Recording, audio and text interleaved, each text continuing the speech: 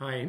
In this session, I'm going to focus on the usage of artificial intelligence among smaller and medium sized businesses, and then a practical five-stage framework to gain AI literacy.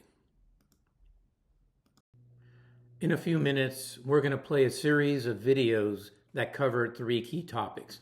First, we're going to explore how smaller businesses can level the playing field using AI, including how it's being used and the impact that it can have on the business. Second, we'll walk through a proposed five-stage process to help build experience and literacy with AI.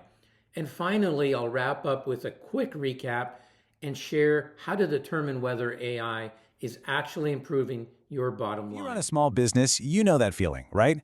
Being pulled in a million directions all at once. So what if I told you there's a secret weapon that can help you level the playing field?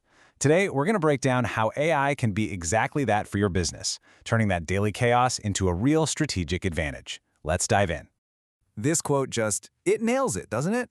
Your customers expect the same speed and polish they get from a huge corporation, but you're working with, a fraction of the people and the budget.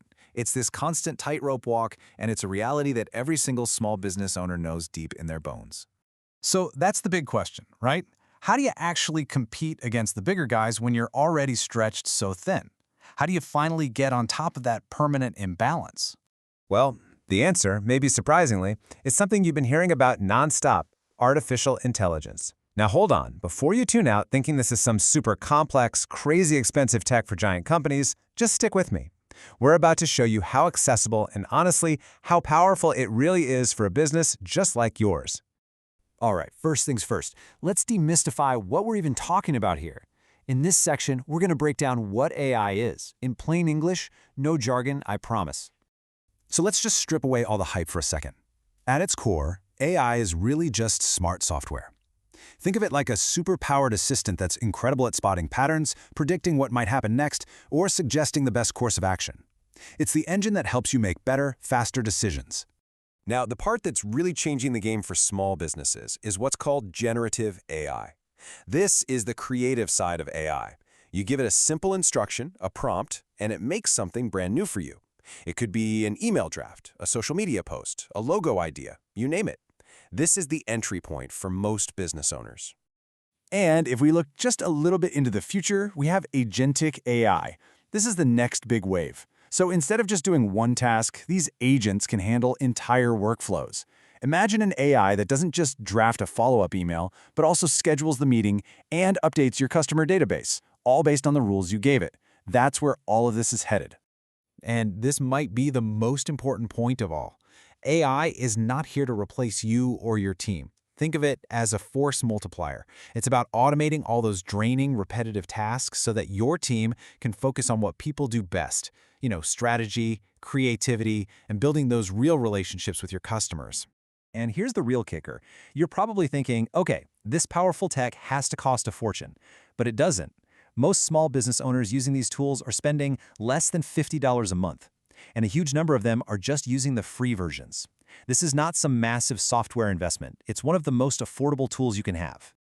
Okay, so we know what AI is and that it's surprisingly cheap, but where does the rubber actually meet the road? Let's take a look at how businesses are really using it right now to get stuff done. It's fascinating to see where people are getting the biggest wins right off the bat. It's all about communication. Marketing, creating content, customer service, these are the front lines. And it makes total sense, right? These are the high-volume, often repetitive tasks where a little bit of smart automation can save you hours and hours every single week. I know, the landscape of all these different AI tools can feel totally overwhelming, but you can really simplify it by thinking about these 6 main buckets. You don't need to be an expert in all of them. The secret is to find the smallest combination of tools that solves your biggest headaches. Maybe it's just a chat tool and a design tool, and just start there. And the results? Well, they really speak for themselves.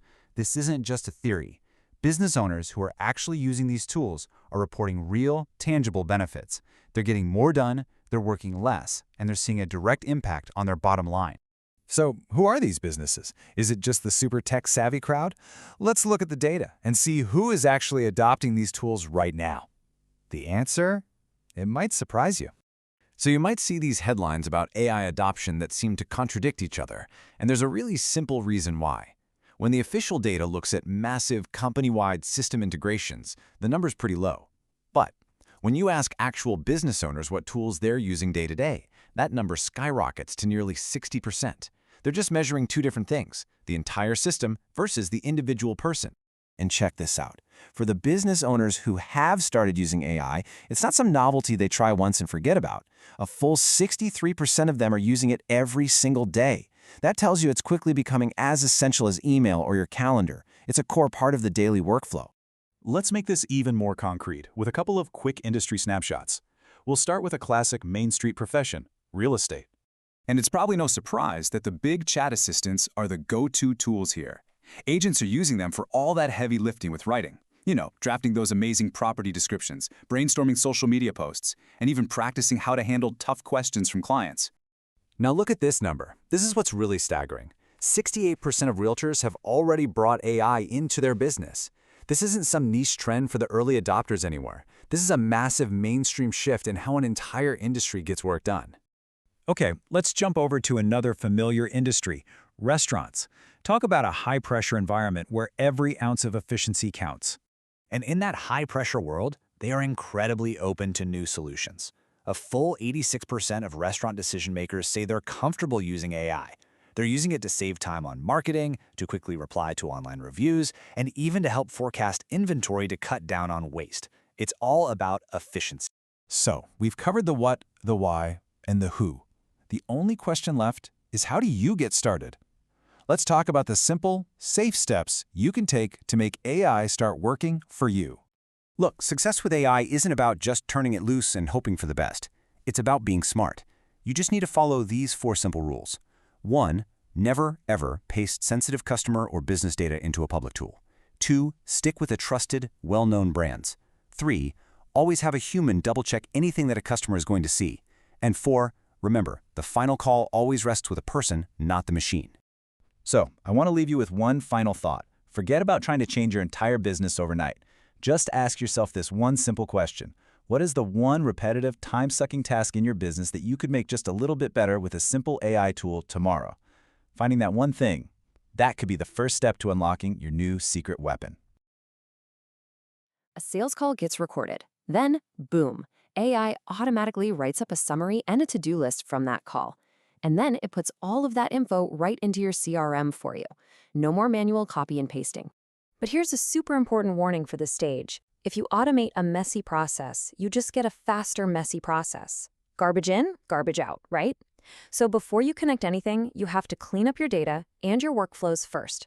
Start small, one connection at a time, and always keep a human in the loop for that final thumbs up. And here we go. We've reached the top of the ladder. This is our final section, and it's all about driving real growth.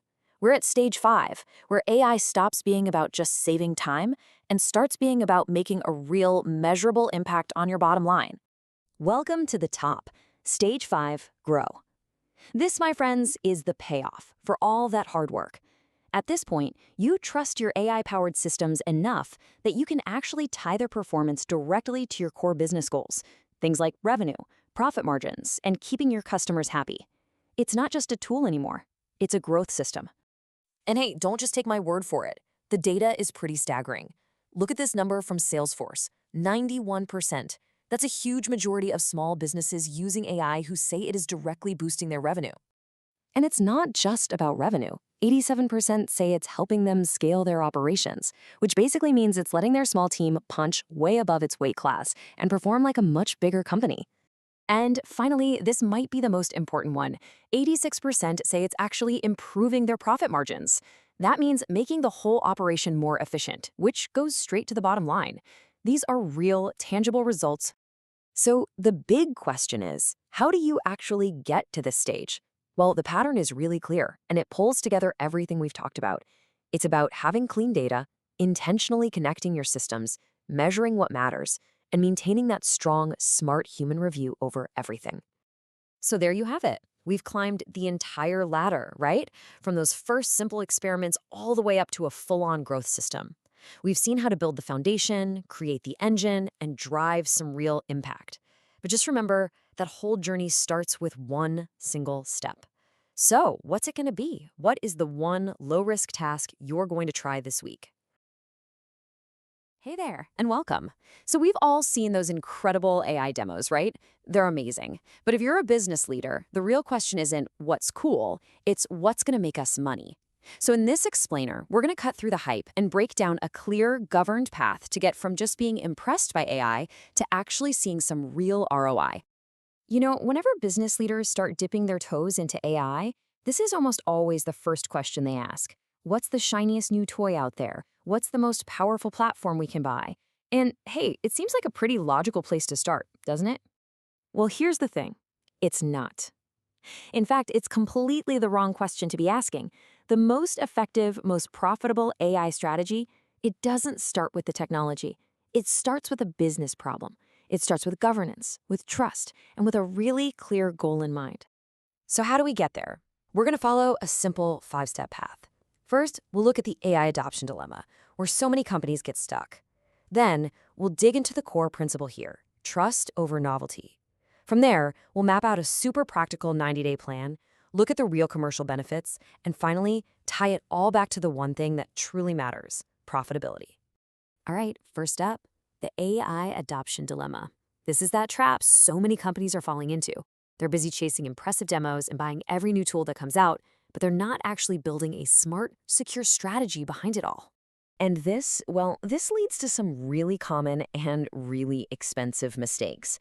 You know, things like buying 5 different platforms before you've even figured out how to use one. Or, and this one's a big one, employees feeding confidential client data into public tools because there are no rules. That is a massive security risk. And another huge one, assuming that just because an AI's output looks slick and polished, it must be correct. Publishing that without a human checking it over, that's a huge gamble. And at the end of the day, if you aren't measuring any of this, it's all just a very expensive experiment. Which brings us to the solution, and really the core idea of this whole explainer. Trust beats novelty. And that's not just a catchy phrase, it's the absolute foundation for getting AI right in your business.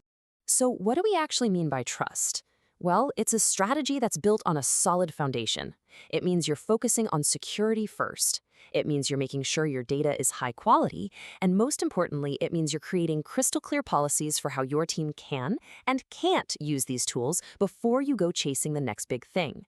It's about having good governance, not just having cool gadgets.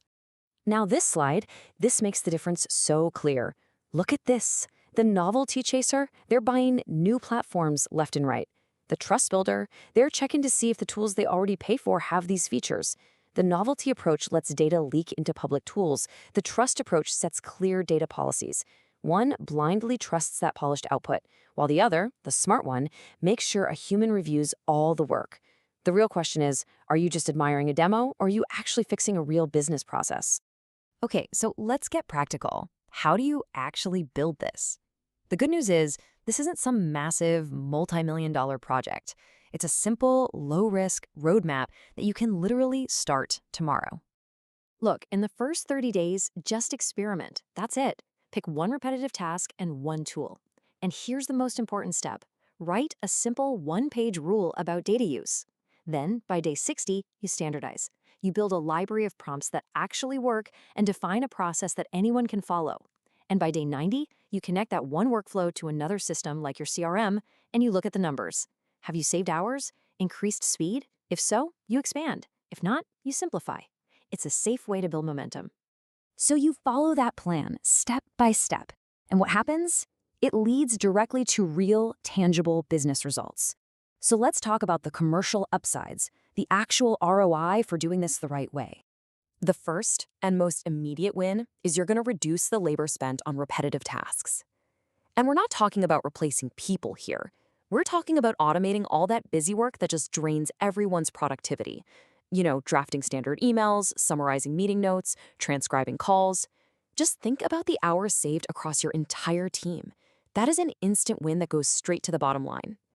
Second, you're going to see a huge increase in output where it really counts, in your revenue-generating departments. Imagine your marketing team creating 5 different versions of a campaign in the time it used to take them to do one. Or your service team handling way more customer inquiries with personalized AI-assisted responses. It's all about increasing your capacity without burning out your team. And third, this is the real game changer: improved decision making. When you can securely connect AI to your own data, your sales numbers, your operations metrics, your customer feedback, it becomes an engine for insights. Instead of waiting weeks for a report, you can ask really complex questions and get sharp answers in minutes. That is a massive strategic advantage. So, all of this leads us to our final and, frankly, most important section: the profitability mandate. This is the ultimate measuring stick for whether your AI strategy is actually working or not. I want to pause on this quote because it just cuts through all of the noise. The goal is not to be able to say, we use AI. The goal is to be able to say our use of AI is profitable. That's it. It's a simple shift in thinking, but it changes everything. So here's the bottom line. Any successful AI initiative has to be measurable. You have to be able to point to a concrete gain. Are you saving time? Are you cutting costs? Are you increasing speed, improving quality, or generating more revenue? If you can't answer yes to at least one of those, you don't have a strategy. You've just got an expensive hobby. And that brings us right back to the beginning. Instead of asking, what's the most advanced tool, I'm going to leave you with a much more powerful question to think about. What is the single most annoying, repetitive, time-wasting task in your business? Start right there. That's the place where AI will earn your trust first. I hope those videos were helpful. I want to briefly share the process and the tools that I used to build this presentation, because sometimes seeing the process that somebody else went through may be of help. So let me walk you through the steps. It's actually quite straightforward when you follow a process. So I started by identifying my objectives. What did I want to create? And in this case, I wanted to create a white paper. And the way I went about understanding the raw facts was to conduct deep research using ChatGPT. I also used Gemini, and then I compared the output from both of those tools, and I felt that ChatGPT was giving me a much more comprehensive, broad and deep insights, facts. I then went through and reviewed all the information, so I needed to do a human-led review. That then led me to, how do I organize this information into logical, separate documents? And I used Google Workspace for that. I then needed to import all of this information into a tool that can help me make sense of it in a quick, logical way. And so I used a tool from Google called NotebookLM, language model. It's a great tool. It's a closed system, which means there's very minimal hallucination. I then needed to make a decision. What kind of media am I going to use for this presentation? Is it going to be podcast? Is it going to be video? Is it going to be a set of slides? I chose video.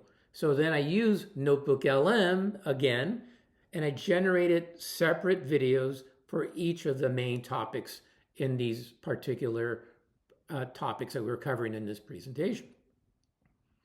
I also thought, wow, I want to leave something for the audience. And so I decided to create an infographic, again, using NotebookLM. And the beauty of that is that I can create different versions of that infographic, some very simple ones, some kind of moderate level of complexity, and then one that really tells the full detailed story.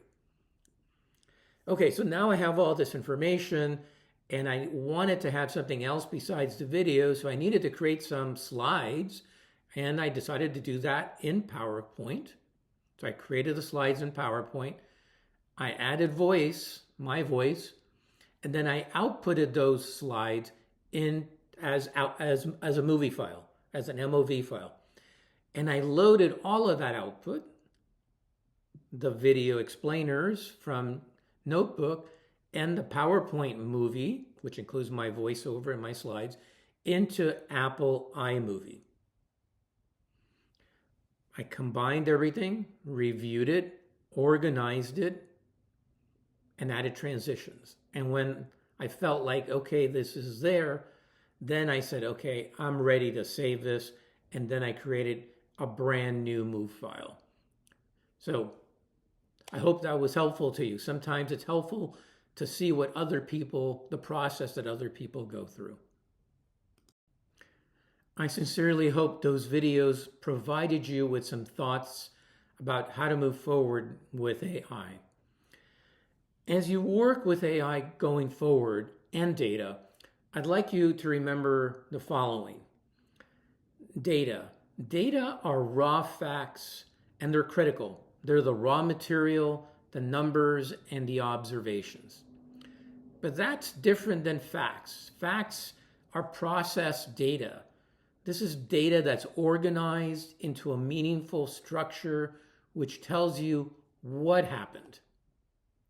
Insights, this is the actionable knowledge, the hidden patterns, the ahas, and the interpretation that reveal why something happened. That's what drives strategic action. And finally, humans. This is the critical bridge that converts those findings into insights. While artificial intelligence can identify data and it can identify patterns, human beings are the ones that bring the necessary context to make those findings actionable. I would like to leave you with this infographic. It's a one-page guide that you can access on our company website. Ray or Rick will provide you with the QR code and the URL. Thank you very much.